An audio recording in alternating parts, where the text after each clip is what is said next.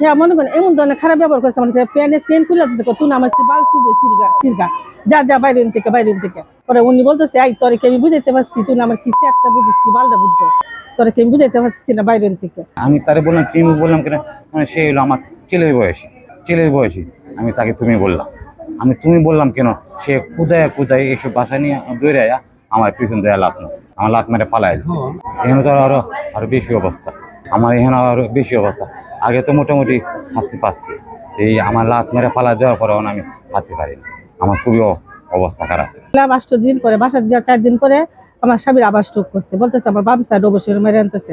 তারপর অনুমান বা 3টার সময় আমরা আসি, আপনার জরুরি বিভাগে আসে দেখি যে ডক্টর মিলন, পরে উনি কাছে আমি যাই, আগের কাগজপত্র জমা দিয়ে যে বলি স্যার আমরা তো মেডিকেল আগে ভর্তি ছিলাম 8 দিন, 4 দিন হচ্ছে বাসায় গেছি, মানে আমার স্বামীর এই সাইডটা মেরে আনতেছে। উনি বলতেছে যে 5 যান, আপনি অন্য ডাক্তার দেখা আসেন। পরে বলছি স্যার আমরা গরিব মানুষ, আমরা 5 কেন যাবো, আমি তো আমার স্বামীর এই জায়গাটা আগে দেখাইছি, আপনি ভর্তি লেখায় সাইডতলা আমাদের ডাক্তার আসে, উনি দেখেন উনি যদি বলে আমরা অন্য জায়গায় নিয়ে যেতে আমরা নিয়ে যাই। পরে উনি বলতেছে এই তোরে কি আমি বুঝাইতে পারছি তুই আমার কিসে একটা বুঝিস কি বালটা বুঝছো তোরে কি আমি বুঝাইতে পারছি না বাইরের থেকে। পরে আমার স্বামী বলতেছে যে আপনি মহিলার সাথে আপনি স্যাট বাল তুলতেছেন কেন। পরে বলছে এই তুই কেলে আপনি দেখে লিখে লিখে আমারে এই তুই কেলা, এটা কই আপনি রুমের ভিতর থেকে বাইরে আইসা আমার স্বামীরে ধাক্কা নিতেছে।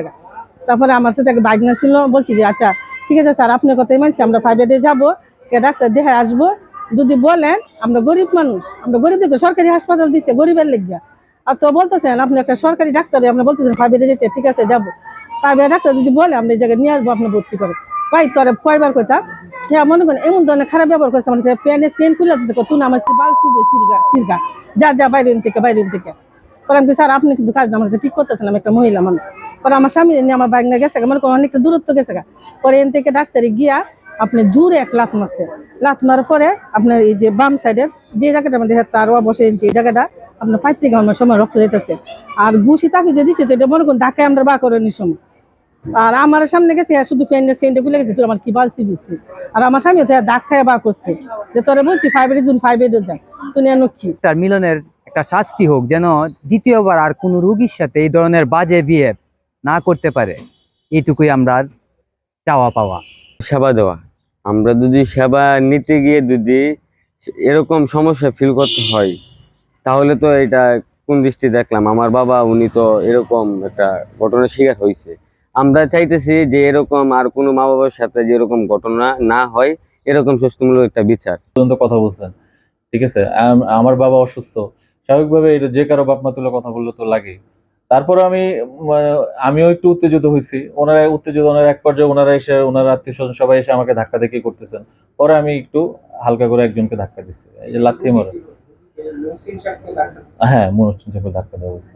এটা ওনারা যেটা অভিযোগ করতেছেন যে আমি লাথি মেরে ফেলে দিয়েছি বা ইয়ে করেছি, এটা পুরোপুরি মিথ্যা। আমার কাছে গতকাল আপনারা যে রোগীর অভিযোগের কথা বলছেন সেই রোগীর 2জন স্বজন এসেছিলেন, ওনারা আমাকে মৌখিকভাবে বিষয়টি অবগত করেন। তারপর আমি তাদেরকে বললাম যে আপনাদের অভিযোগটা আমি শুনলাম, আপনি একটা লিখিত দেন, আপনার লিখিত অভিযোগের ভিত্তিতে আমি তদন্ত সাপেক্ষে প্রয়োজনীয় ব্যবস্থা গ্রহণ করব। যদি তদন্তে তার বিরুদ্ধে এগুলি প্রমাণিত হয় তাহলে বিধি মোতাবেক তার বিরুদ্ধে আমরা ব্যবস্থা গ্রহণ করব। আজকে এই 2জন লোক আমার কাছে আপনারা আসার এই কিছুক্ষণ আগেই আমার কাছে লিখিতভাবে ওনার অভিযোগটি পেশ করেছেন, আমি পরবর্তী ব্যবস্থা নিচ্ছি। রোগীর গায়ে হাত তুলেছে এরকম একটা অভিযোগ লিখিতভাবে আছে।